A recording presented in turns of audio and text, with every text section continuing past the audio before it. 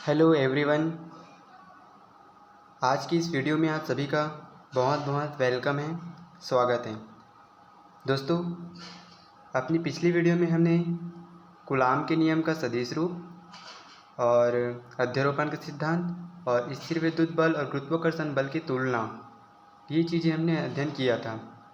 आज हम जस्ट उसी के आगे विद्युत क्षेत्र टॉपिक स्टार्ट करेंगे, समझेंगे कि विद्युत क्षेत्र क्या होता है। इसके बाद विद्युत क्षेत्र की तीव्रता क्या होती है, इस पर डिस्कस करेंगे। ओके, तो चलिए स्टार्ट करते हैं वीडियो को। आज हम पहले टॉपिक पर बात करेंगे विद्युत क्षेत्र। ये विद्युत क्षेत्र आखिर होता क्या चीज़ है? नाम से स्पष्ट है, फिजिक्स जो है वो जितनी ज़्यादा आप इमेजिन करेंगे वो उतनी ज़्यादा आपके लिए क्या होगा, बेनिफिट रहेगा। और फिजिक्स में एक बहुत अच्छी बात ये होती है कि डेफिनेशंस वाले जो जितने भी होते हैं अक्सर ना, वो अपने शब्द से क्या होते हैं, ज़्यादातर क्लियर हो जाते हैं। जैसे विद्युत क्षेत्र, नाम से स्पष्ट है विद्युत क्षेत्र। विद्युत मतलब आप समझ सकते हो आवेश को, और क्षेत्र मतलब आप समझ सकते हो एरिया या फील्ड को। ठीक है, तो चलिए इसकी परिभाषा पर आते हैं। किसी आवेश के आसपास का वह क्षेत्र जहाँ तक उसका प्रभाव होता है विद्युत क्षेत्र कहलाता है। एकदम सिंपल सी बात है ना। क्या होता है, किसी आवेश के आसपास का वह क्षेत्र जहाँ तक उसका प्रभाव होता है। जैसे अगर मान लें यहाँ पर क्या चीज़ है, आपका एक आवेश है क्यू, है ना। इस आवेश के आसपास का वह क्षेत्र जहाँ तक उसका क्या कर सकते हैं, हम अनुभव कर सकते हैं, उसको हम क्या कहेंगे, विद्युत क्षेत्र कहेंगे। राइट बात। ये जो है वो ठीक इसी प्रकार है जैसे हमारे दैनिक जीवन में होता है। जैसे अगर हम किसी गर्म वस्तु को रख देते हैं यहाँ पर, तो उसके आसपास जितने गर्माहट का हम अनुभव करते हैं या फिर उसका प्रभाव होता है, उसको हम क्या बोलेंगे, उसकी एरिया बोलेंगे। ठीक इसी प्रकार क्या चीज़ें, ये आवेश की बात होती है कि जब किसी आवेश के आसपास का वह क्षेत्र जहाँ तक उसका क्या कर सकते हैं, हम अनुभव कर सकते हैं जहाँ तक उसका प्रभाव होते हैं, उनको हम क्या बोलेंगे, विद्युत क्षेत्र कहेंगे। राइट बात। यहाँ तक आपको समझ में आ गया? परिभाषा एकदम क्लियर है। जो आप में वर्ड है विद्युत क्षेत्र, उसी को हमें देखना है कि किसी आवेश के आसपास का वह क्षेत्र जहाँ तक उसका प्रभाव होता है विद्युत क्षेत्र कहलाता है। चलिए आगे बढ़ते हैं। चलिए देखते हैं। विद्युत क्षेत्र किसी आवेश का आकाशीय गुण है। ठीक है, मतलब स्पेस प्रॉपर्टीज है ये। ठीक ना। विद्युत क्षेत्र क्या चीज़ है, किसी आवेश का आकाशीय गुण है। आकाशीय गुण मतलब क्या होते हैं, आकाशीय गुण मतलब होता है हवा, हवा में ना, वायुमंडल में। भैया एक आवेश है, अब आवेश है तो आप कैसे जानोगे कि ये यहाँ तक इसके प्रभाव है, तो ये आकाशीय गुण है, वायुमंडल में ही होते हैं। ठीक है, तो इसको बोलते हैं। ठीक है, तो विद्युत क्षेत्र किसी आवेश का क्या चीज़ है, आकाशीय गुण है। किसी आवेश के विद्युत क्षेत्र में ही, ध्यान से समझिएगा, किसी आवेश के विद्युत क्षेत्र में ही दूसरा आवेश कूलाम बल का क्या करते हैं, अनुभव करते हैं। ध्यान देना है ना, क्या बोल रहे हैं इसमें, किसी आवेश के विद्युत क्षेत्र। ठीक है, तो हम मान लेते हैं क्या चीज़ है, हमारे पास Q एक आवेश है। ठीक है, इसके विद्युत क्षेत्र, ये आपके पास क्या चीज़ है, एक विद्युत क्षेत्र है। ठीक, अब विद्युत क्षेत्र में ही एक दूसरा आवेश है। ठीक है, मान लेते हैं यहाँ तक जो विद्युत क्षेत्र है इसमें कोई दूसरा आवेश जो है मान लेते हैं Q1 है। ठीक है, तो ये जो Q1 है वो क्या करेगा, इस विद्युत क्षेत्र में कूलाम बल का अनुभव करेगा। अब देखो कितने आवेश हो गए, यहाँ पर एक Q था और दूसरा मिल गया Q1, है ना। तो हम जानते हैं कि कूलाम के नियम के अनुसार क्या होता है कि दो बिंदु आवेशों के मध्य कोई ना कोई बल तो लगता ही है। ठीक ना। तो जब एक आवेश के द्वारा उत्पन्न जो विद्युत क्षेत्र है उसमें अगर किसी अन्य आवेश को रखा जाता है, तो वो आवेश जो है वो एक कूलाम बल का क्या करते हैं, अनुभव करते हैं। ठीक है, तो वह आवेश जो विद्युत क्षेत्र उत्पन्न करते हैं, ठीक है, वह आवेश जो विद्युत क्षेत्र क्या करते हैं, उत्पन्न करते हैं, उनको हम क्या बोलेंगे, स्रोत आवेश कहते हैं। तथा स्रोत आवेश से उत्पन्न क्षेत्र के प्रभाव का परीक्षण करने वाली आवेश को हम क्या बोलेंगे, परीक्षण आवेश करेंगे। है ना, मतलब क्या चीज़ है, जो आपके पास Q था, कैपिटल Q हम मतलब स्मॉल Q बस हमने मानकर जो चला था, है ना, ये क्या कहलाएगा, स्रोत आवेश कहलाएगा। और इस स्रोत आवेश के से उत्पन्न जो क्षेत्र है इसके प्रभाव का परीक्षण करने के लिए हम जो जो आवेश Q1 यूज़ कर रहे हैं वो क्या चीज़ है, एक्चुअल में वो जो है वो परीक्षण आवेश है। ठीक ना। अभी जस्ट एग्जांपल के लिए मैंने यहाँ पर Q1 और Q करके समझाया। ठीक है, आगे उसको नोटेशन के फॉर्म में Q0, इसको हमें परीक्षण आवेश बताया गया। ठीक है, इतना समझ में आ गया आपको? ठीक, चलिए थोड़ा सी इसको इरेज कर लेते हैं।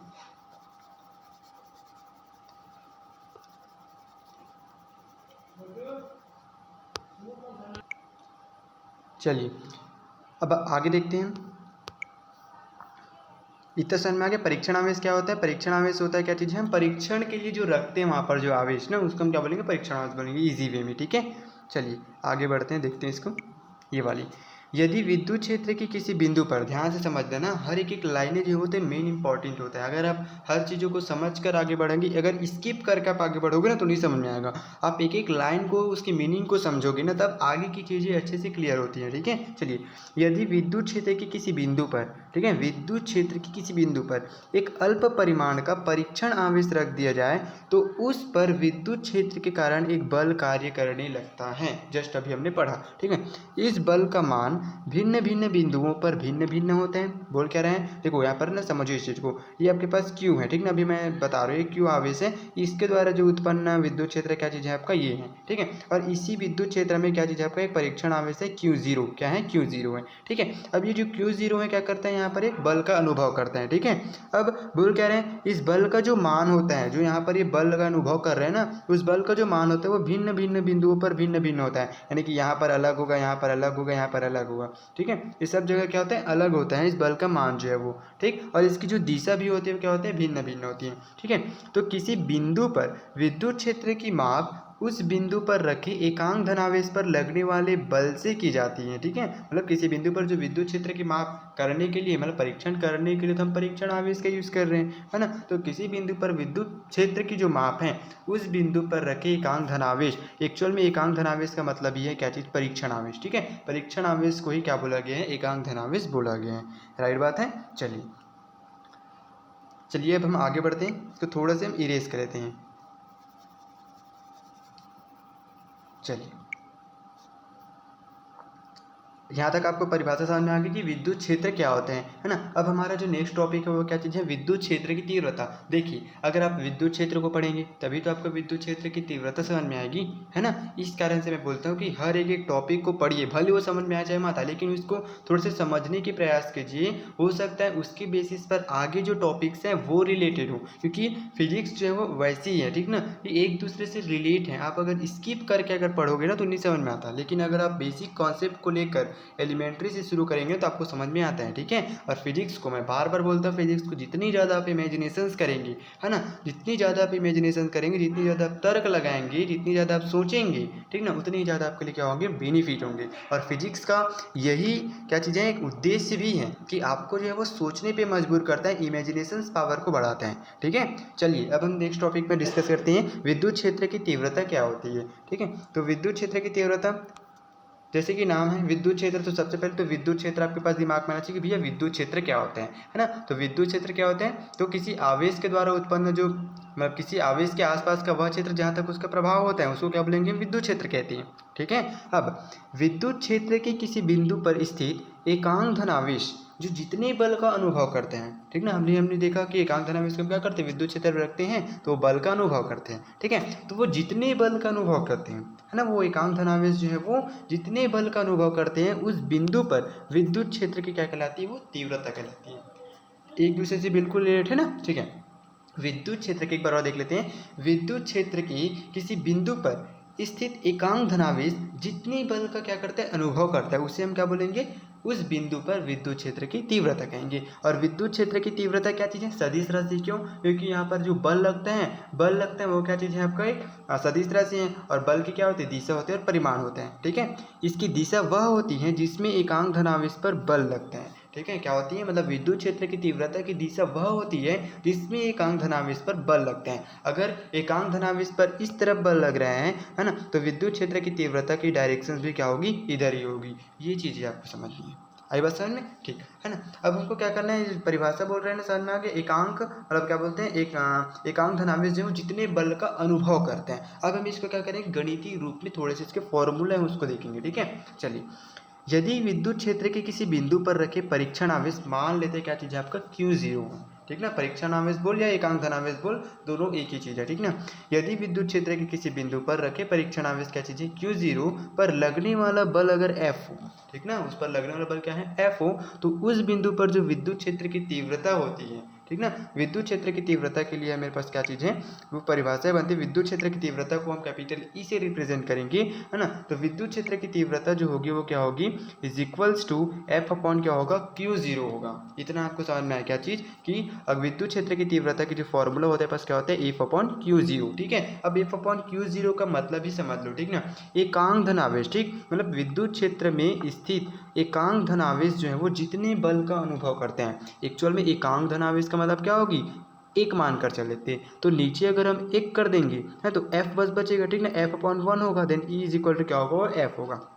इस टाइप का भी समझ सकते हैं। तो एकांक धनावेश, ठीक, एकांक धनावेश मतलब Q0 इक्वल्स टू 1 समझ सकते हैं, ठीक। तो यहाँ पर जो E की वैल्यू है, विद्युत क्षेत्र की तीव्रता E इज इक्वल टू क्या होती है, एफ अपॉन Q0, जहाँ पर F जो है क्या चीज़ है, बल है, किसका, कौन सी बल है, जो अनुभव कर रहे हैं, कौन, परीक्षण आवेश, ठीक है। और ये जो Q0 है क्या चीज़ है, ये परीक्षण आवेश है। अब ये जो limit Q tending to Q0 tending to क्या दिया है, 0 दिया हुआ है, उसको समझते हैं, ठीक ना, कि ये जो Q0 की वैल्यू है वो बहुत ही छोटी होना चाहिए, मतलब ज़्यादा दूर नहीं होना चाहिए। जैसे यहाँ पर ये Q है और इसका जो विद्युत क्षेत्र है ना, तो एकदम मतलब पास में होना चाहिए, क्या चाहिए आपका, जो Q0 है वो क्या होना चाहिए, लगभग पास में होना चाहिए, कम से कम दूरी में होना चाहिए, है ना, लगभग वो 0 की तरफ ही, मतलब यहाँ से यहाँ तक की जो दूरी है वो लगभग 0 की और क्या होना चाहिए, वो अग्रसर होना चाहिए, ना कि दूर जाना चाहिए, क्योंकि अगर वो दूर चला गया है ना, तो इस परीक्षण आवेश का भी कोई ना कोई क्या होगा, विद्युत क्षेत्र होगा, जिसके कारण इसके द्वारा जो उत्पन्न विद्युत क्षेत्र है वो क्या होगा, थोड़ा सा डिस्टर्ब होगा। इस कारण से क्या बोलते हैं कि जो Q0 है, जो परीक्षण आवेश है, उसकी जो दूरी है मेन आवेश से उससे क्या होना चाहिए, कम से कम होना चाहिए, ठीक है। तो इसलिए इसकी जो फॉर्मूला होती है, एक बार इसको थोड़ा सा इरेज कर लेते हैं ना, हाँ, ठीक, इसको थोड़ा सी जो लिखा गया ना उसको भी थोड़ा पढ़ लेते हैं ना, फिर समझ में अच्छे से और आ जाएगा, ठीक है। चलिए देखो, समीकरण एक तो आपका यही है, ठीक। समीकरण एक में जो सीमा है Q0 टेंडिंग टू 0 लिखा गया है, इसका अर्थ यह है कि Q0 के मान को जितना संभव हो सके कम से कम होना चाहिए, मतलब जो Q0 का जो मान है वो क्या होना चाहिए, बहुत कम, जितना हो सके कम होना चाहिए, ताकि उसकी उपस्थिति का प्रभाव मूल विद्युत क्षेत्र पर ना पड़े, ठीक है, ठीक। तो जो Q0 का जो मान है वो क्या होना चाहिए, कम से कम, जितना संभव हो सके कम से कम होना चाहिए। ओ सॉरी, एक मिनट ना, सॉरी ना, मैं क्या बोला अभी, मैं बोला क्या कि जो Q है और Q0 के बीच की दूरी कम से कम होना चाहिए, एक्चुअल में ये दूरी नहीं है ना, सॉरी ना, मैं इसके लिए सॉरी चेक करता हूँ, ये Q0 की जो वैल्यू है, ठीक है, वही क्या होना चाहिए, परिमाण में कम होना चाहिए। भैया परिमाण में कम होगी तभी तो वो जो विद्युत क्षेत्र उत्पन्न करेगा वो इसके विद्युत क्षेत्र को प्रभाव नहीं डालेगा। दूरी तो कितना भी रहे, अगर मान लो इसके परिणाम से ज़्यादा अगर इसके परिमाण है ना, तो इसकी दूरी कितना भी रहे, ये तो क्या करेगा, आपका विद्युत क्षेत्र उत्पन्न करेगा ही। तो इसलिए बोला गया क्या, जो Q0 है वो परिमाण में क्या होना चाहिए, कम होना चाहिए, ठीक है। इसके लिए सॉरी चाहता हूँ जो मैं थोड़ा सा गलत बता दिया था, ठीक ना। चलिए ये समझ में आ गया होगा आपको, ठीक। हाँ, अब हम इसको, परीक्षण आवेश Q0 का मान शून्य नहीं हो सकता, इसका न्यूनतम मान क्या होता है, E के बराबर हो सकता है। ये चीज़ें हैं क्या, कि जो परीक्षण आवेश है वो Q0 का मान जो है वो कभी भी शून्य नहीं हो सकता। भैया अगर Q0 का मान शून्य होगा तो देखिए ना, यहाँ पर अगर Q0 का मान शून्य होगा तो ये तो जो विद्युत क्षेत्र की तीव्रता है वो तो नॉन डिफाइंड हो जाएगी, अपरिभाषित हो जाएगी, ठीक है। इसलिए जो परीक्षण आवेश की वैल्यू जो है वो कभी भी शून्य नहीं हो सकता। इसका जो न्यूनतम मान है वो E के बराबर होना चाहिए, और E का मान कितना होता है, 1.60 इंटू 10⁻⁻19 गुलाम होता है, ठीक है। ये होता है बस E के वैल्यूज़, ठीक है। आई होप यू आप लोग को समझ में आ रहा होगा, ठीक है। मैं जितना हो सकते हैं आप लोग को समझाने की कोशिश कर रहा हूँ, ठीक है। अगर कोई भी कमी रह जाए तो प्लीज़ कमेंट करके ज़रूर बताइएगा, भैया मुझे यहाँ पर समझ में नहीं आया, तो मैं उसके लिए एक अलग से वीडियो ज़रूर बनाने की कोशिश करूँगा, ओके। चलिए इतना समझ में आ गया, मतलब हम ये मान कर चले क्या कि जो Q0 का मान है वो शून्य नहीं हो सकता, है ना। तो डेफिनेटली इसकी जो परिभाषा है, मतलब इसकी जो फॉर्मूला होता है हम इसको इस टाइप के व्यक्त कर सकते हैं, कैसे, इस तरीके से, जो विद्युत क्षेत्र की तीव्रता होती है E is equals to F upon Q0, ठीक है, एफ अपॉन Q0, है ना। तो इस प्रकार किसी बिंदु पर विद्युत क्षेत्र की तीव्रता उस बिंदु पर रखे परीक्षण धनावेश पर लगने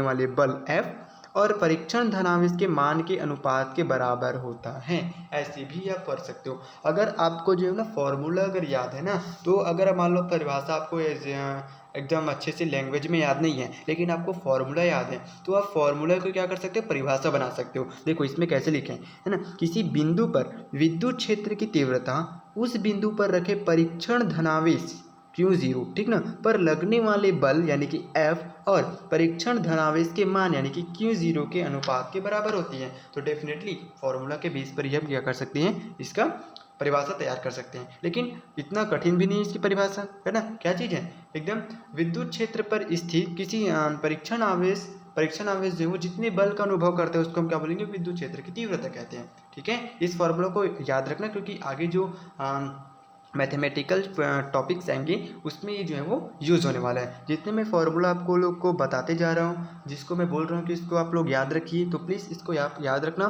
पहला जो फार्मूला था वो क्या था, कुलाम का नियम था, F is equals to 1/4πε0 Q1 Q2 upon r square. दूसरी जो फॉर्मूला क्या चीज़ है, E is equals to F upon Q0। और तीसरा जो फॉर्मूला ये है क्या, कि जो आवेश की जो वैल्यू होता है पास क्या होता है, प्लस माइनस NE होता है ना, ये वाला फॉर्मूला जो हमने देखा था। ठीक है, ये तीनों फॉर्मूला अभी तक आया है, इसको सबको क्या करना है, आपको याद में रखना है। ठीक है, ध्यान में रखना है, ताकि हम जो मैथमेटिकल टॉपिक्स करें तो उसमें हेल्प मिले आपको। ठीक है, चलिए इसको इरेज कर लेते हैं, फिर हम आगे बढ़ेंगे। ठीक है,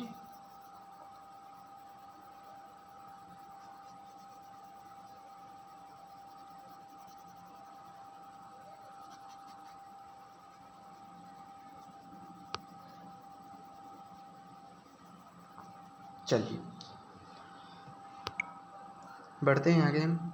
अब विद्युत क्षेत्र की तीव्रता का मात्रक देखते हैं। ठीक है, मात्रक यानी क्या होता है, उसकी यूनिट देखते हैं। ठीक है ना, विद्युत क्षेत्र की तीव्रता। तो भैया विद्युत क्षेत्र की मात्रक निकालना आप लोग क्लास 11 में सीख गए। ठीक ना, कि हम फॉर्मूला के बेस पर ही क्या कर सकते हैं, उसकी मात्रक हम निकाल सकते हैं, अगर हमें पता नहीं है तो। ठीक है, चलिए तो मात्रक कैसे निकालते हैं, तो यहाँ पर देखिए विद्युत क्षेत्र की तीव्रता का जो फॉर्मूला होता है क्या होता है, E is equals to F upon Q0 होता है। ठीक है, अब भैया F क्या होता है, बल है, और Q क्या चीज़ है, Q0 परीक्षण आवेश है। परीक्षण आवेश रहे चाहे कोई भी आवेश है, लेकिन है तो आवेश ना, तो बल का जो मात्रक होता है क्या होती है, न्यूटन होते हैं, और आवेश का मात्रक क्या होता है, कूलाम होते हैं। यानी कि जो ई का मात्रक होगा वो क्या होगा, न्यूटन प्रति कूलाम, या बोल सकते हैं इसको न्यूटन कूलाम इनवर्स। ठीक है, न्यूटन कूलाम इनवर्स, यही क्या चीज़ है आपका एसआई पद्धति में क्या चीज़ है, विद्युत क्षेत्र की तीव्रता का मात्रक है। अगर हम बात करें किसकी, सीजीएस पद्धति में, तो भैया न्यूटन का क्या होता है सीजीएस पद्धति में, न्यूटन को बोलते हैं हम क्या चीज़, डाइन बोलते हैं। क्या बोलते हैं इसको, डाइन बोलते हैं। ठीक है, और कूलाम का क्या होता है, स्थैत कूलाम होता है। तो हो जाए पास क्या चीज़ आपका, स्थैत कूलाम हो जाएगा, स्थैत कूलाम। ठीक है, ये हो जाएगा, राइट बात है। ठीक ना, तो इसकी जो फॉर्मूला फिर इसका मात्रक क्या हो जाएगा सीजीएस पद्धति में, डाइन प्रति स्थैत कूलाम, या डाइन स्थैत कूलाम इनवर्स। ठीक है, ये चीज़ हो गया क्या चीज़ आपका सीजीएस पद्धति में, राइट बात। चलिए आगे बढ़ते हैं।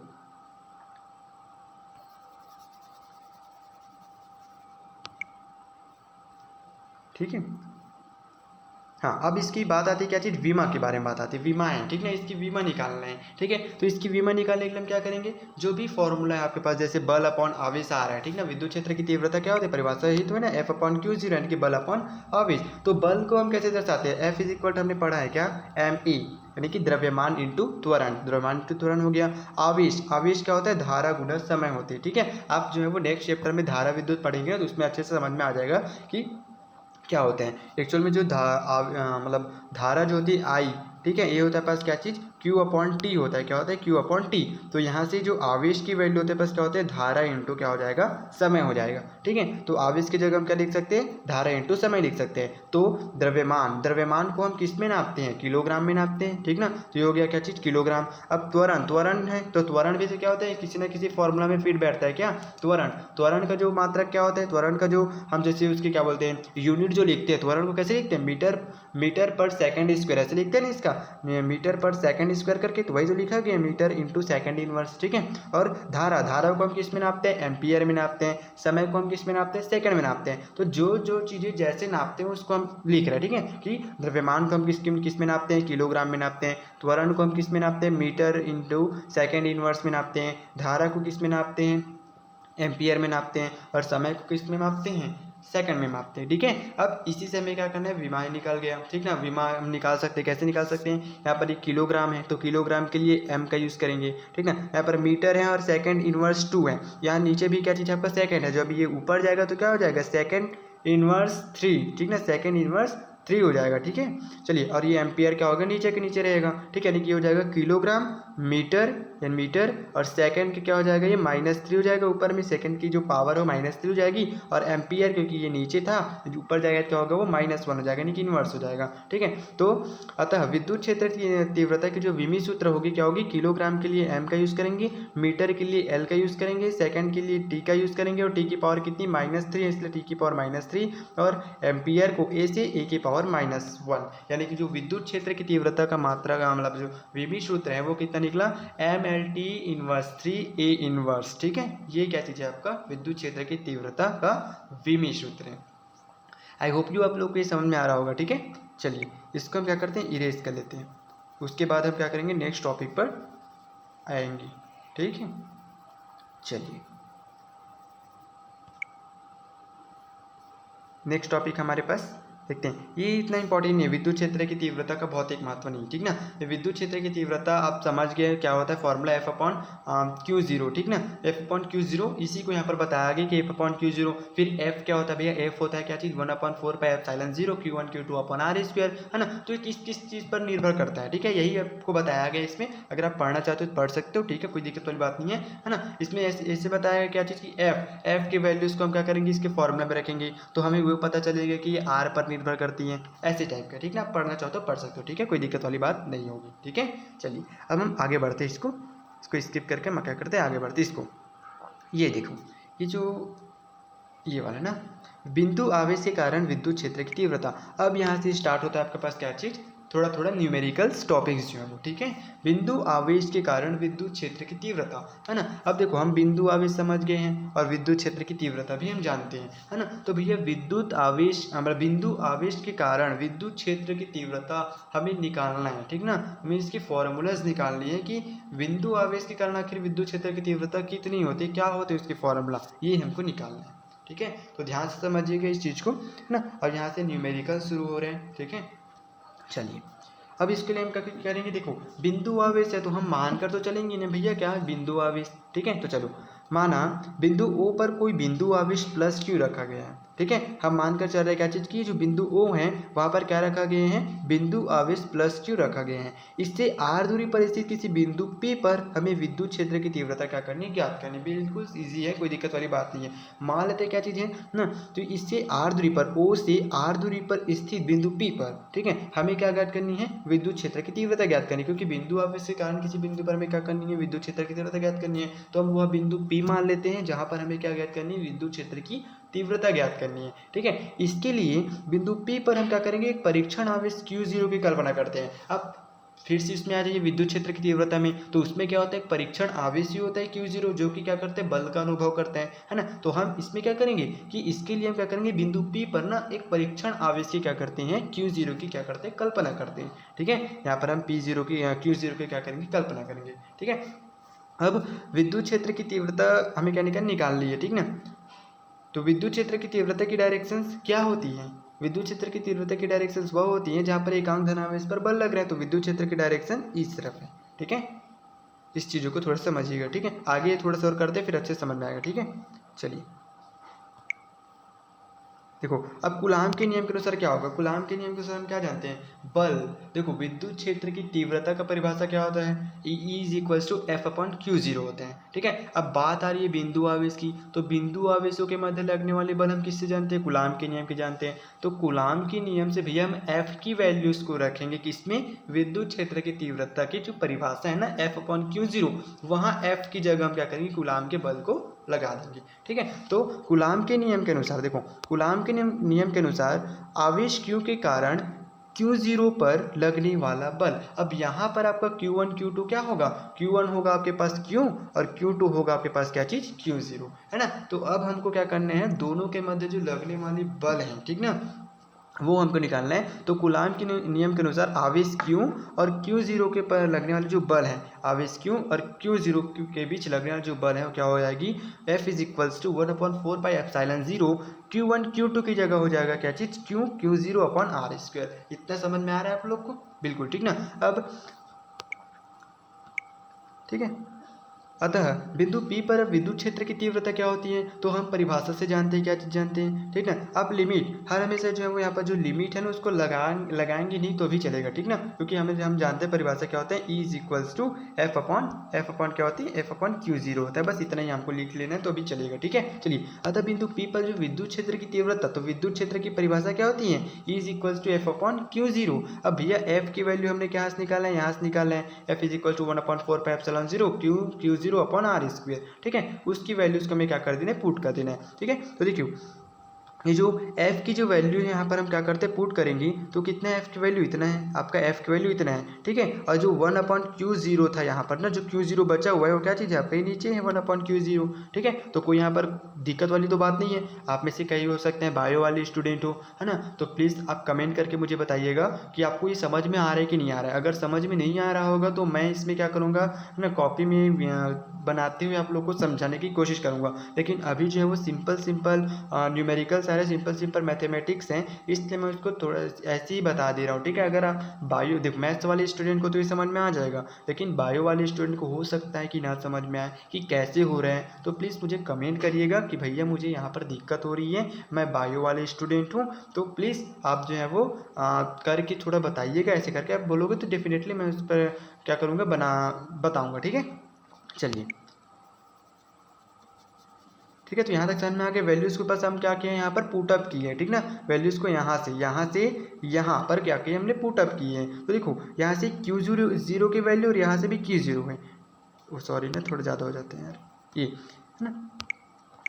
यहाँ पर Q0 है और यहाँ पर भी क्या चीज़ है, आपका Q0, तो दोनों क्या हो गया, आपका कैंसिल हो गया। तो बचा क्या है ना, ऊपर में बच गया क्या चीज़, ये 1 है और ये 1 है और ये Q है, तो ऊपर में कुल मिलाकर क्या बच गया, Q बच गया। और नीचे क्या बचा हुआ है, नीचे बचा आपके पास ये 4πε0 और आर स्क्वायर, ये चीज़ आपके पास बच गई है ना। यानी कि फाइनली आपके पास क्या बचा, फाइनली आपके पास बच गया क्या चीज़, ये E is equals to 1/4πε0 into Q upon r square, ठीक है। यहाँ पर ये बच गया और यहाँ पर क्या गया, बच गया 1 अपॉन मतलब क्यू यहाँ पर क्यू बचे ना, तो क्यू अपॉन आर स्क्वायर यहाँ पर बच गया, है ना। यानी क्या हुआ कि बिंदु आवेश के कारण किसी बिंदु पर विद्युत क्षेत्र की तीव्रता के लिए फॉर्मूला क्या निकला, E is equals to 1/4πε0 Q upon r square. यही क्या चीज़ है, विद्युत क्षेत्र की तीव्रता का व्यंजक है। आई होप यू ये जो छोटा सा न्यूमेरिकल है, वो छोटा सा जो मैथमेटिकल है क्वेश्चन है, वो आपको समझ में आया होगा, है ना। फिर से हम इसको थोड़ा सी रिमाइंड कर लेते ताकि आप लोग को और अच्छे से समझ में आ जाए, ठीक है।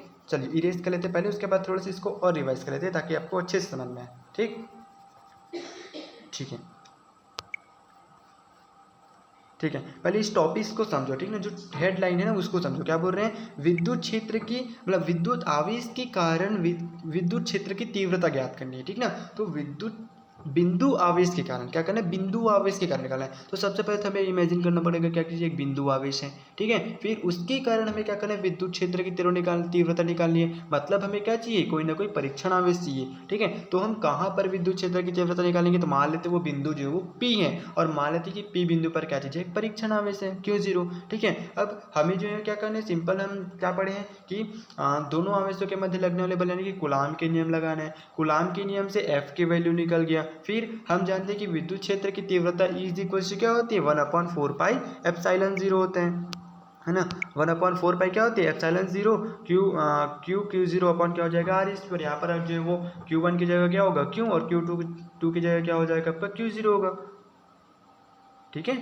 और दूसरी बात क्या चीज़ हम जानते हैं कि विद्युत क्षेत्र की तीव्रता की परिभाषा F/Q0 होता है, ठीक है। तो हमने सिर्फ क्या किया, यहाँ पर जो विद्युत क्षेत्र की तीव्रता इज इक्वल टू F/Q0 था, वहाँ पर हमने क्या किया, F की वैल्यूज को पुटअप कर दिए। बस सिंपल से आपके पास समझ में आने लायक है। 4 स्टेप में जो है समाप्त हो जाएगा, ठीक है। कोई दिक्कत वाली बात है नहीं, ठीक है। चलिए थोड़ा सा इसको इरेज कर लेते, फिर हम आगे बढ़ेंगे, ठीक है।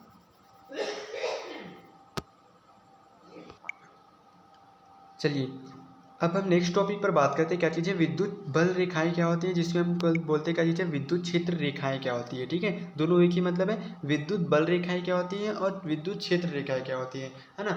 आपने जो है वो प्रैक्टिकल किया होगा फिजिक्स में, 11th में हो सकता है किया होगा, या फिर इसी में करोगे 12th में करोगे, ठीक ना। क्या कि जो चुंबकीय बल रेखाएं हम जो खींचते हैं ना, ऐसे चुंबक होता था, ठीक ना। फिर हम जाते थे कैसे इस टाइप के हम ऐसे घूमते थे ना, क्या बोलते हैं इसको, ऐसे करके क्या कहते हैं, चुंबकीय बल रेखाएं निकलती है। सेम टू सेम इसी टाइप का क्या होती है आपका विद्युत क्षेत्र रेखाएं भी होती है। ठीक है,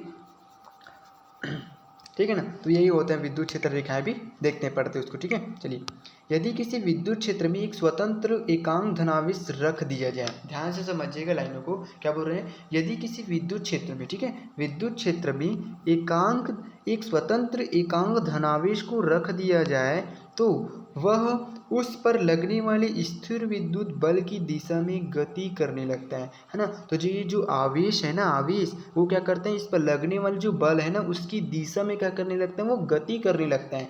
तो किसी विद्युत क्षेत्र में एकांक धनावेश के चलने के मार्ग को ही क्या बोलेंगे हम, विद्युत बल रेखा या विद्युत क्षेत्र रेखा कहते हैं। आई बात समझ में। फिर से एक बार ना क्या कर रहे हैं कि ना, कि यदि आपके पास कोई विद्युत क्षेत्र है, उस विद्युत क्षेत्र में आप एकांक धनावेश को रख रहे हो, ठीक है, तो भैया हम अभी पढ़े कि एकांक धनावेश पे क्या करता है, बल लगते हैं। तो एकांक धनावेश जो है वो बल की दिशा में क्या करेगी, गति करने लगेगा, है ना। तो जो गति करते हुए जो एक काल्पनिक वक्र बनाएगी ना, काल्पनिक वक्र बनाएगी, एक्चुअल में वही वक्र क्या कहलाती है, विद्युत बल रेखा कहलाती है।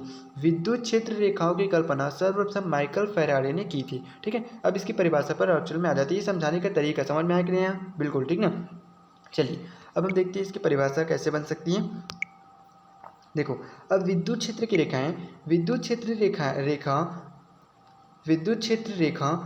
क्षेत्र में खींचा गया वह काल्पनिक व निष्कोण वक्र है। ठीक ना, काल्पनिक क्यों कह रहे हैं, क्योंकि आप एक्चुअल में देखिए चुंबक के आसपास हम रेखाएं जिसे खींचते हैं वो एक्चुअल में काल्पनिक होते हैं कि वो एक्चुअल में खिंचा ही जाते हैं, काल्पनिक होता है। ठीक है, तो विद्युत क्षेत्र रेखा विद्युत क्षेत्र में खींचा गया वह काल्पनिक व निष्कोण वक्र है जिस पर एक स्वतंत्र धनावेश क्या कर सकता है, गति कर सकता है। आई होप यू आप लोग को थोड़ा समझ में आ रहा होगा इसमें। ठीक है, मतलब विद्युत क्षेत्र रेखा विद्युत क्षेत्र में खींचा गया वह काल्पनिक व निष्कोण वक्र है जिस पर एक स्वतंत्र एकांक धनावेश क्या कर सकते हैं, गमन कर सकते हैं। अब यहाँ पर एक वर्ड आया निष्कोण, मतलब कोई एंगल नहीं बनाएगा। ठीक है, जैसे यहाँ पर ए वाला जो दिया गया ना डायग्राम, उसको थोड़े से समझ लीजिए आप ना। यहाँ पर एक आवेश है, यहाँ पर भी एक आवेश है, दोनों आवेशों के कारण क्या करें, विद्युत क्षेत्र उत्पन्न हो रहे हैं। अब इस विद्युत क्षेत्र में है ना, एक विद्युत क्षेत्र में क्या चीज़ है आपका, एकांक धनावेश क्या करेगी, गति का मतलब है। तो जो एकांक धनावेश है वो क्या करेगी, गति करेगी, है ना। तो जो है वो गति अगर करेगा, है ना, तो गति करने से जो काल्पनिक वक्र बनेंगी, ठीक है, तो वो जो वक्र बनाएगा वही क्या कहलाएगी आपका, वही जो है वो आपका क्या कहलाएगी, विद्युत क्षेत्र रेखा कहलाएगी। और वो निष्कोण होगी, क्यों, क्योंकि यहाँ पर ये तो ऐसे अल्टरनेट एंगल बना रहे हैं ऐसे ना, तो कोई समझ में आ रहा है कि यहाँ पर कितने एंगल बना रहे हैं, यहाँ पर कौन सी एंगल बन रहे हैं, यहाँ पर कौन सी एंगल, हर जगह अलग अलग एंगल बनता है। ठीक है, थोड़ा सा इरेज करके एक बार और समझ लीजिए ना। इस सिंपल जो वक्र दिख रहे हैं उस पर क्या चीज़ें, यहाँ से शुरू हुआ है और यहाँ पर जाकर खत्म हो गया। तो यहाँ से हम एंगल को माप सकते हैं क्या, कितना कितने एंगल है, हर जगह तो अलग अलग एंगल दिख रहे हैं। ठीक है, तो वही बोल रहा है कि विद्युत क्षेत्र रेखा जो होती है वो विद्युत क्षेत्र में खींचा गया वह काल्पनिक वक्र या निष्कोण वक्र होती है जिस पर एक स्वतंत्र एकांक धनावेश क्या कर सकता है, गमन कर सकता है। ठीक है, चलिए, विद्युत क्षेत्र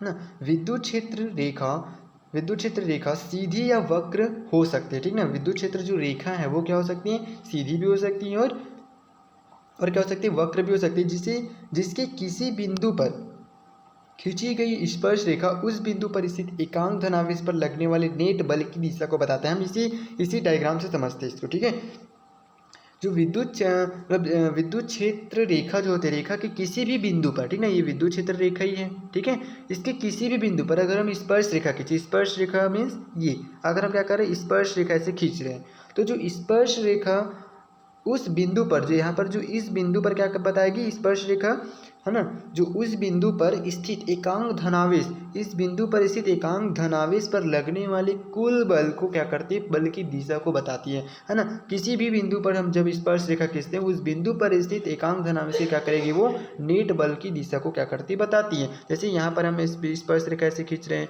है ना, तो यहाँ पर क्या करेगी, स्थित एकांक धनावेश पर लगने वाली जो बल की दिशा है, नेट बल की दिशा, उसको क्या करेगी, यहाँ पर बताएगी। तो जितने भी स्पर्श रेखा हैं वो क्या बताएगा आपका, है ना। तो किसी भी बिंदु पर जो खींची गई स्पर्श रेखा होगी वो उस बिंदु पर स्थित एकांक धनावेश पर लगने वाले नेट बल यानी कि कुल बल की जो दिशा को बताती है। ठीक है, तो चलिए आज की वीडियो बस इतना ही, मिलते हैं अपने नेक्स्ट वीडियो में। हम इससे आगे वाले टॉपिक्स पर डिस्कस करेंगे, ठीक है। तब तक के लिए आप लोग चीज़ों को थोड़ा से और रिवाइज करके रखिएगा, क्योंकि अब जो है वो लेक्चर 5 हो गया, आज करके लेक्चर 5 हो गया, जिसमें हमने बहुत सी जो थ्योरीज हैं उसको पढ़े हैं, है ना, कॉन्सेप्ट को पढ़े हैं, बेसिक कॉन्सेप्ट को पढ़े हैं। उसको चीज़ों को अगर आप रिवाइज करके रखोगे तो आगे जो आपके पास मैथमेटिकल क्वेश्चंस आएंगे जिसमें आपको क्या करना पड़ेगा, फॉर्मूला डिराइव करना पड़ेगा, उसमें हेल्प होगी, ठीक है। तो चलिए रिवाइज करके रखिए, इसके बाद हम नेक्स्ट वीडियो में आगे की टॉपिक पर डिस्कस करेंगे, ठीक है। चलिए मिलते हैं अगली नेक्स्ट वीडियो में, तब तक के लिए जय हिंद।